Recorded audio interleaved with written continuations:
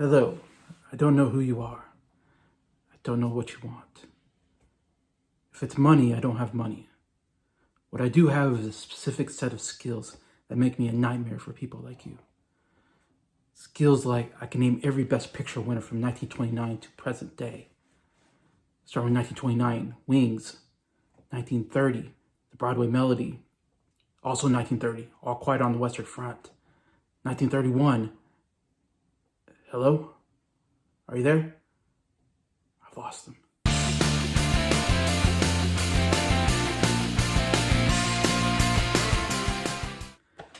Hello, welcome to Jason the Old Millennial. My name is Jason, speaking to you here in my basement in the great state of Kansas.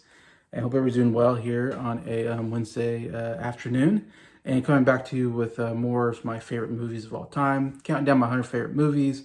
I'm going to do number 75 through number 71 on my list. And if you hopefully can guess one of them from my intro, what one of the movies is going to be. In fact, it's the first movie on my list, number 75, and that is the movie Taken, starring Liam Neeson as the I will find you, I will kill you edition Blu-ray that I got here. Yeah, man, this is one of the best action movies, I think. And not only great action movie, but I think actually the performances are absolutely amazing. Liam Neeson especially, I think it's my favorite Liam Neeson performance. It feels like, oh, it's just another just by the numbers action movie, but it's not. It's got a lot of emotion behind it. You know, a guy trying to find his daughter. I think that all works really well because there's this whole history behind him and his daughter, and that he has missed out, of course, on his daughters growing up because he was working for the CIA and gone a lot, you know, taking care of dangerous situations for the country. He fixed problems, I think, something like that. He fixed problems, if being very subtle about that. Obviously was a real badass that killed a lot of people for the CIA. Now he's retired, trying to live the quiet life, but then his daughter gets kidnapped in Paris. Now he's got to run to Paris, and he's going to kill anybody in the way and torture anybody that gets in the way. And that's what I love about the character, is just how unstoppable he is. Even though he's played by Liam Neeson, who's probably getting into his upper 50s by this point. And even though he's older, he still looks great in action sequences. And he's very believable that he's a guy that could take people out, that he has all this years of experience. Even though he's gotten older, just all his years of experience of being in the CIA and killing people, he still has that. And still take people out. And yeah, I love the action here. Even though it's a little fast moved, you know, for the most part, it still works very well.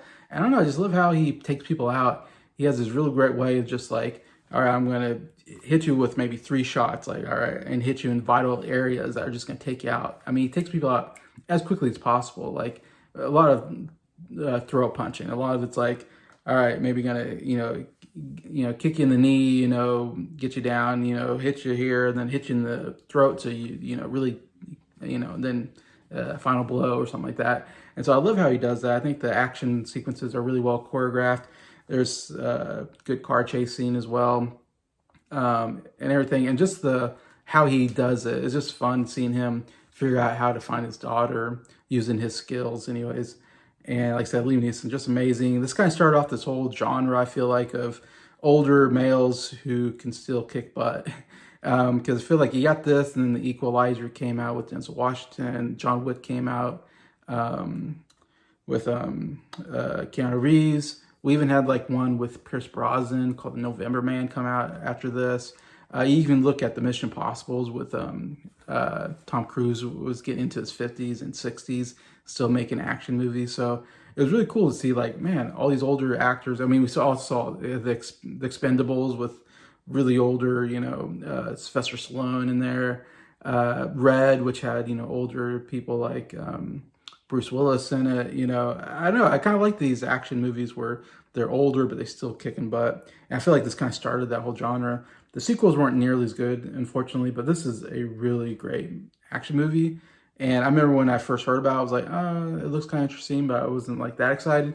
Then I heard a lot of people say, oh, it's a great movie. So the word of mouth got to me where I was like, oh, I'm gonna go check it out. Saw it in theater, loved it. Came out going, wow, one of the best action movies I've ever seen. Love Liam Neeson's performance here. It's interesting. I got this Blu-ray, and the director is French, and so they have a audio commentary where they just speak French. So like, oh, that's great. Like I have no idea what they're saying in this audio commentary. So it's kind of a crap audio commentary in that sense because I don't know French, but wish I got more out of it. But anyways, Taken at number 75 on my list. Number 74, one of the best Pixar movies, and that is Finding Nemo. If you pay attention to my Facebook page, some of you that have me on Facebook, I watched this just the other day. I was watching this movie, in fact. Still love it. Remember seeing the movie theater, and this is when Pixar was at. Like every Pixar movie is just bam, bam, bam, just amazing, amazing, amazing. And this was the first one where it's like, man, we went underwater with fish, and it really looked like they were underwater, like the really groundbreaking type technology they were using for animation. Where, wow, they did a great job portraying, the ocean and everything, which is really cool. And it's a great father-son story. My gosh, I didn't realize how teary-eyed I was going to get at the end, when they hug and say "I love you" to each other. And it's like, oh, that's such a sweet moment. And even the beginning part is a teary-eyed moment. It's like, oh my God, like it's sad at the beginning, kind of sad. I mean, good sad at the end, I guess, or I don't know, say heartwarming at the end, I guess I should say. I love the journey of the father-son of, and especially the father. The father had this journey of, being kind of, understandably very, cautious with his son because of what happened, in the past, and not wanting any danger to happen to his son. So it makes sense, but yet at the same time, he kind of learns to journey that, he needs to, be less strict on his son and, trust him more, I guess, or something, I don't know. And all that. And, especially love the turtle scene. I think that might be my favorite scene now. I was watching this the other day. And of course, love the turtles, just their nonchalant attitudes of, surfer dude attitude. Yo, way. I know, kind of that kind of stuff. Jelly Man. I love that. Calls him Jelly Man. Their talks about fatherhood was, I thought, really good. And he kind of learned a lot about, maybe, making changes in how he parents. Anyways, that's all great. It's an absolutely hilarious movie. It's a great cast. Love the sharks. Fish are friend, not food. Great stuff like that. Dory's one of my favorite characters in Pixar in animation of all time. And it's simple. It's just, she's a character that forgets. And somehow they use that simple idea and make the character absolutely hilarious. And a lot of it has to do with Ellen DeGeneres, I think, gives an absolutely amazing performance as Dory. Even has some good dramatic moments as well, mostly comedic. I just love, stuff like, I have a short-term memory. Runs in the family. Well, at least I think it does. Where are they? I don't know. I love those moments with Dory and the whale, and and speaking to the whale is always pretty funny. Anyways, so many great moments in this movie. Great story, hilarious. Finding Nemo. All right, going from that to another, I think, absolutely great Disney movie of recent years, and that is Moana.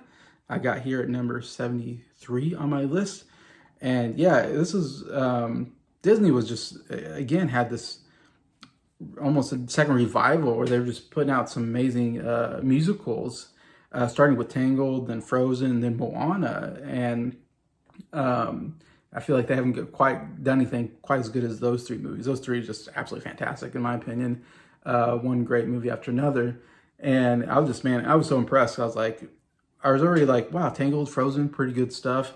Moana came out, and I was like, I don't think I even saw it in the theater because I was like, I don't know why I have a distrust of like, they got two good movies in a row. Can they put a third good movie in a row? And then I finally got around to seeing it. I was like, oh man, I should have saw it in the theater. This is so good.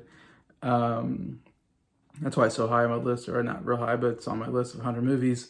Again, the music is absolutely fantastic. I know Lin-Manuel wrote some of the music here, and this was right before like Hamilton became a big deal. Like he went and did this movie, and then Hamilton became a big deal, and this movie came out like right after Hamilton was like the big Broadway, one of the biggest Broadway musicals of all time. Anyway, so then he's one of the biggest songwriters of all time in movies. So that's cool.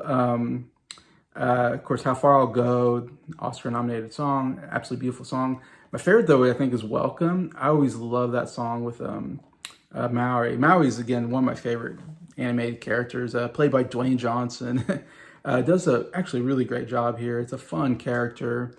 Definitely the movie gets better when he gets in there. But I love the whole scene of him meeting her, and then he goes, you're welcome, and that whole song, it's a pretty humorous song, but also super catchy. To this day, when someone says thank you, I always want to say, you're welcome, and stuff like that.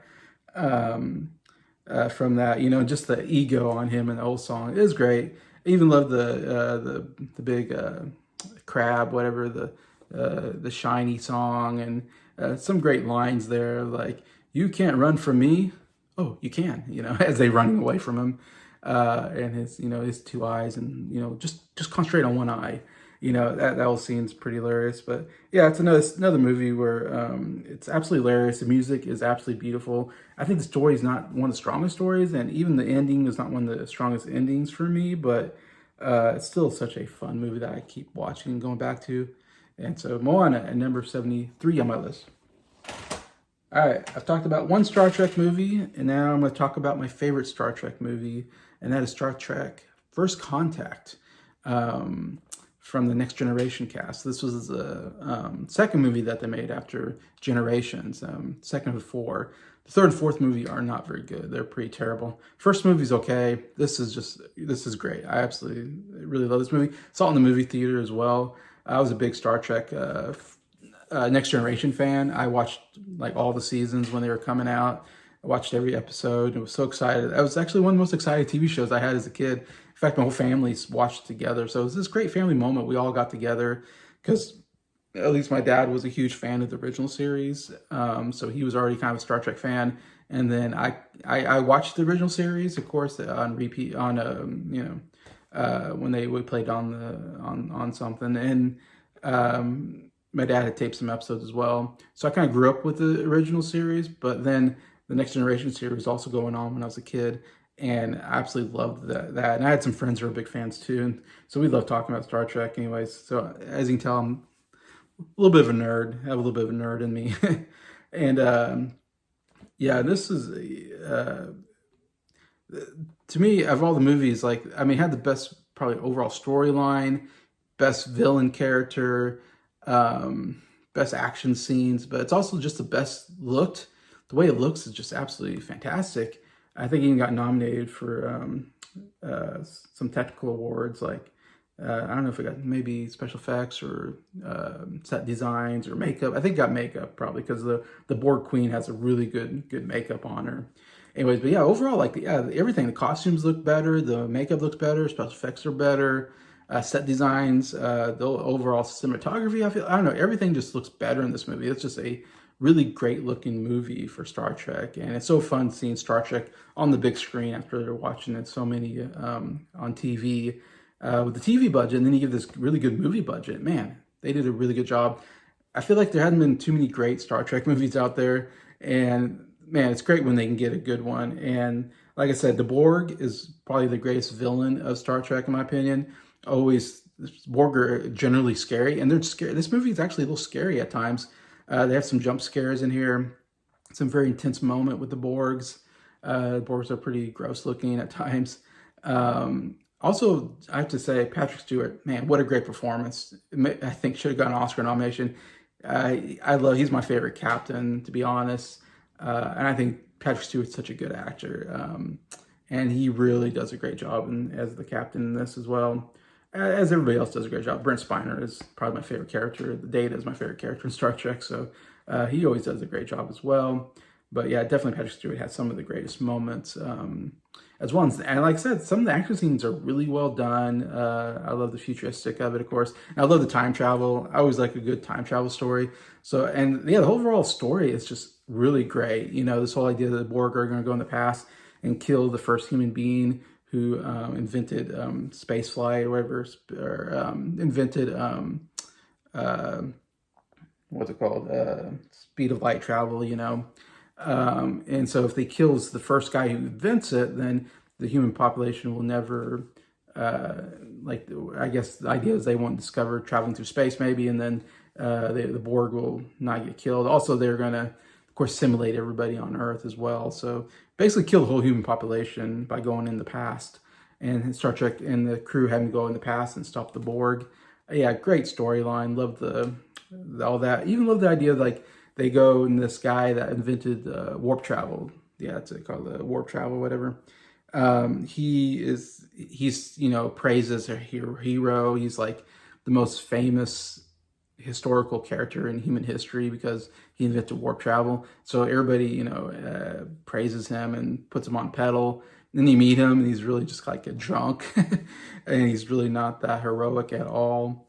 And so it's kind of an interesting idea of, like, you know, never meet your heroes type moments. Anyways, I didn't say enough about it, but yeah, I think if you want to watch any Star Trek movie, I think this is one you have to watch, Star Trek First Contact. That's why it's number 72 on my list. And so the last movie I'm going to talk about, number 71, another movie I just was watching recently, and that is The Quiet Man. I would say my second favorite John Wayne movie of all time. One of the best romantic comedies of all time, to be honest. Yeah, made back in, I think, 52 or so. John Ford directed. Yeah, John Wayne here. Got Maureen O'Hara. Great. They've done a couple movies together. I want to say they've done like maybe 3 movies together. Great chemistry between those two, of course. But yeah, it's a really great story. I think it's maybe a little silly at times. It's very funny, I think. I don't know if the romance is the best romance I've seen in a movie. And there's some things that happen that make you go, wow, that was a little weird. By today's standards, it seems a little misogynistic at times. But that was the times that I guess you have to give it up to. That was the times that were different. Anyways, but yeah, won an Oscar actually for Best Director for John Ford. His 4th Oscar, the only director to win 4 Oscars, and he won it on this movie, which was really cool. Also won Best Cinematography. And that's one of the best things about the movie is it's set in Ireland. They really shot in Ireland as well, as the stories take place in Ireland. Most of the actors are Irish. Of course, John Wayne's not. He's American. But Maureen O'Hara's actually Irish. A lot of great, actually, character actors here. Barry Fitzgerald, great Irish actor, Oscar-winning actor there. You got Ward Bond, who I think he's probably American, but Ward Bond's always in all these John Ford movies. Ward Bond's so good. Victor McLaglen is so good here, too. Got an Oscar nomination for Best Supporting Actor. Oscar winner himself, and he's Irish as well. And he's in a lot of John Ford movies. He's great as the kind of the antagonist of the movie, the bully that hates John Wayne's Sean Thornton character and wants to get into a fight. I feel like there's some other actors I'm forgetting, but they're all really good supporting characters here. Like I said, it's a very funny movie in my opinion. I still watch it and laugh a lot at some of the. It's John Wayne. You know him as more of a Western guy, or maybe in some war movies. So it's really fun seeing him in a more lighthearted movie, I would say. Though he does have some good dramatic moments as well, but mostly a lighthearted kind of comedy, I would say. Is really nice seeing. And it said Ireland looks beautiful. I was going to say, I love Ireland. Like, just those green hills, the stone fences. I love Europe. I love traveling through Europe. I've never been to Ireland. I really would love to see Ireland someday. Especially love to visit this place because I think it's just beautiful. The scenery and everything definitely makes you want to visit Ireland if you watch this movie. And I had a couple of people comment that they love this movie, so I think it's well loved by a lot of people. Like I said, and it has one of the great fight scenes at the end. Not in choreograph, but it's just a fun fight scene. At the time, the John Wayne and Victor McLaglen characters, they're kind of, the whole movie is like they're going to get into a fight, but he doesn't want to fight because he used to be a boxer. and he's quit fighting, and so he refuses to fight, kind of thing. And even though Victor McLaughlин's character, who's the brother of his wife, wants to get into a fight, and he thinks he's a coward, but he just doesn't want to fight because he doesn't want to hurt anybody. And at the end, they finally like, all right, we're really building up to this fight scene, and so they have this fight scene, and it was actually the longest fight scene in movie history for quite a long time. I don't know if it still is. I would have to look that up. I would think something probably beat it by now, but for a long time, it was the longest fight scene in film history, which was kind of interesting. And like I said, it's kind of silly, but it's a fun fight scene and how it ends, in my opinion. So yeah, I don't know. I highly recommend this movie. That's why it's so on my list at number 71. The Quiet Man, one of, I think, John Wayne and John Ford's best movies, in my opinion. So there it is. That's my 5 movies. Please feel free to comment. What do you think about these movies? Are they movies you like as well? Movies you don't know? I'd love to read any comments. I always enjoy that. And yeah, I just want to thank anybody who's watching this video. Thank you for liking it. And thank you to all my subscribers for supporting the channel. I appreciate all of you. I'm close to 300. I think I'm at 299. So I need one more subscriber to get me that 300 this year. But I appreciate y'all and I hope you have a good day.